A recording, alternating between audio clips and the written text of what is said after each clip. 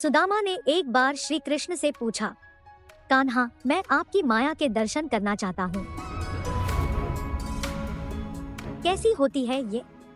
तब श्री कृष्ण ने टालना चाहा, लेकिन सुदामा की जिद पर श्री कृष्ण ने कहा, अच्छा सुदामा, कभी वक्त आएगा तो बताऊंगा।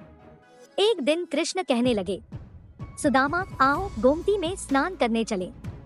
दोनों गोमती के तट पर गए, वस्त्र उतारे, दोनों नदी में उतरे। श्री कृष्ण स्नान करके तट पर लौट आए, पीतांबर पहनने लगे।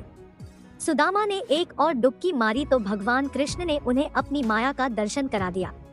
सुदामा को लगा नदी में बाढ़ आ गई है, वह बहे जा रहे हैं। सुदामा जैसे तैसे घाट के किनारे रुके, घाट पर चढ़े और इधर उधर घूमने लगे। नमस्कार मेरे प्यारे दोस्तों, मेरा नाम है सोनिया और सकल ज्ञान परिवार में आपका फिर से एक बार स्वागत है। भगवान श्री कृष्ण की लीला अपरंपार है, उनकी माया हमारे सोच से परे है। बड़े बड़े ज्ञानी, महात्मा, वैज्ञानिक भगवत गीता पर आज भी रिसर्च कर रहे हैं।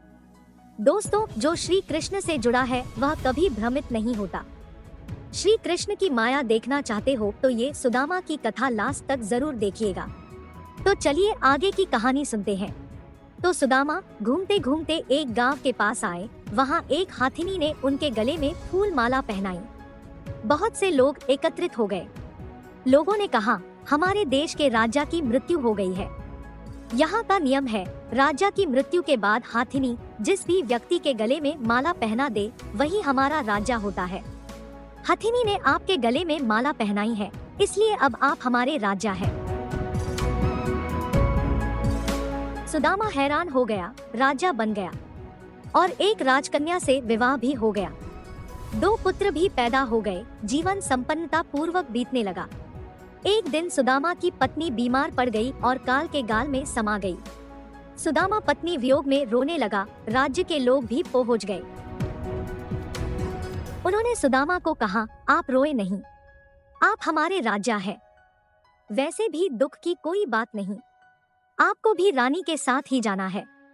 बताया कि यह मायापुरी का नियम है, आपकी पत्नी को चिता में अग्नि दी जाएगी, आपको भी अपनी पत्नी की चिता में प्रवेश करना होगा। यह सुनकर सुदामा और भी जोर से रोने लगा, लेकिन लोग नहीं माने। सुदामा अपनी पत्नी की मृत्यु को भूल गया, उसका रोना भी बंद हो गया। अब वह स्वयं की चिंता में डूब गया। जब लोग नहीं माने तो सुदामा ने कहा, चिता में जलने से पहले मुझे एक बार स्नान तो कर लेने दो। इस पर कुछ लोग पहरे में सुदामा को स्नान कराने नदी में ले गए। सुदामा रोए जा रहे थे और उनके हाथ पैर कांप रहे थे। आखिर उन्होंने डुबकी लगाई और फिर जैसे ही बाहर निकले तो देखा कि माया नगरी कहीं पे भी नहीं थी। किनारे पर तो कृष्ण अभी भी अपना पीतांबर ही पहन रहे थे और सुदामा एक दुनिया घूम आए हैं। सुदामा नदी से बाहर निकले, साथ ही जोर जोर से रोए जा रहे थे। श्री कृष्ण ने सब कुछ जानते हुए भी अनजान बनकर सुदामा से रोने का कारण पूछा। सुदामा ने सारा वृतांत कह सुनाया और पूछा कि यह जो मैं देख रहा हूँ यह स्वप्न है या जिस माया नगरी से मैं अभी अभी आया हूँ वह स्वप्न था। भगवान श्री कृष्ण बोले, यही सच है, मैं ही सच हूँ। मेरे से भिन्न जो भी है वह मेरी माया ही है।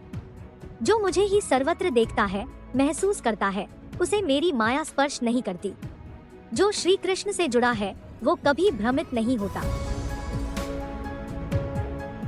देखा दोस्तों आपने कैसे सुदामा जी को श्री कृष्ण के माया के दर्शन हो गए।